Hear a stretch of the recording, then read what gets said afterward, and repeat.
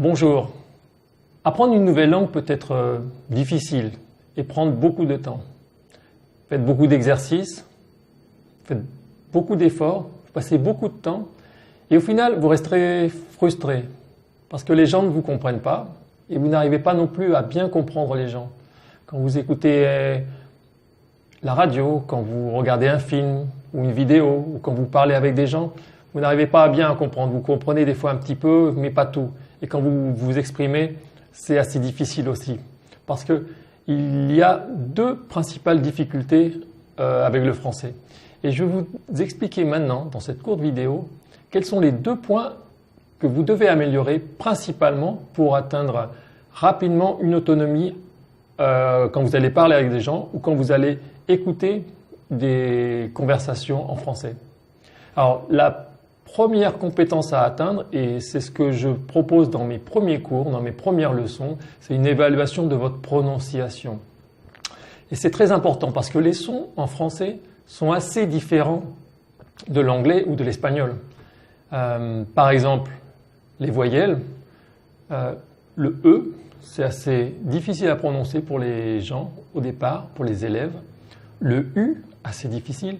Le E, c'est-à-dire le E accent aigu, le E accent grave, c'est une difficulté qui fait qu'on peut comprendre ou ne pas comprendre, être compris ou ne pas être compris.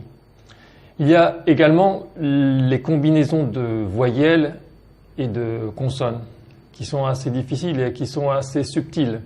Par exemple, la combinaison ON qui fait ON, la combinaison AU qui fait O, la combinaison AI qui fait E. Donc, dans la première leçon qu'on va avoir ensemble, je vais vous expliquer comment bien prononcer tous ces sons et au préalable, je ferai une évaluation de comment vous parlez, avec vos mots, simplement vos mots, simplement comment vous vous exprimez. Peu importe que vous soyez débutant, avancé ou simplement intermédiaire, pas de problème. Dans cette première leçon, on évalue et on met un plan d'action pour que vous puissiez atteindre rapidement votre autonomie, que vous puissiez vous exprimer et comprendre les gens. Parce que si vous ne comprenez pas ces sons-là, vous n'allez pas pouvoir les reproduire. Et si vous ne les exprimez pas bien, les gens ne vous comprennent pas non plus. Le deuxième point qu'on va mettre en place et qui est très important, c'est le temps des verbes. Alors, il existe beaucoup de temps de verbes en français et dans toutes les langues.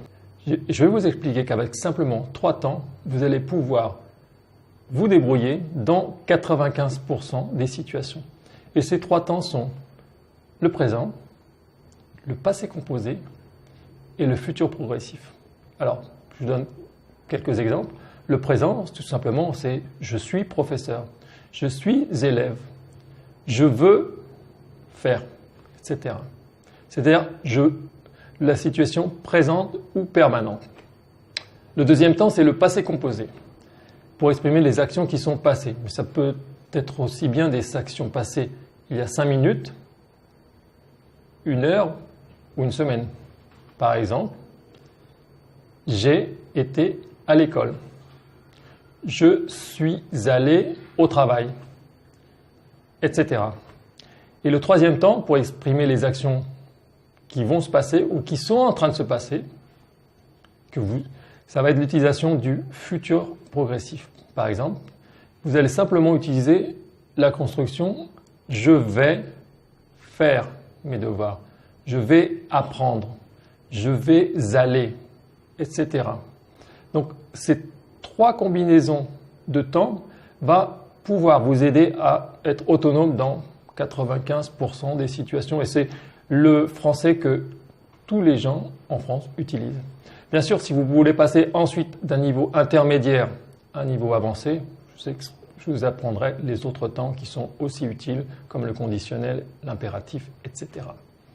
Mais rassurez-vous, avec la bonne prononciation et ces 3 temps, vous allez être rapidement autonome et avoir une certaine confiance pour pouvoir vous exprimer, ce qui est le plus important au début. Donc, ce que je vous propose, c'est de prendre une première leçon avec moi et on parle de vos objectifs, de ce que vous souhaitez faire, pourquoi vous voulez apprendre le français et je vous donnerai une première évaluation de votre niveau, au niveau des verbes et de la prononciation. Donc si vous avez quelques commentaires que ce soit, n'hésitez pas à m'écrire et je vous attends pour votre première leçon. À bientôt. Ciao.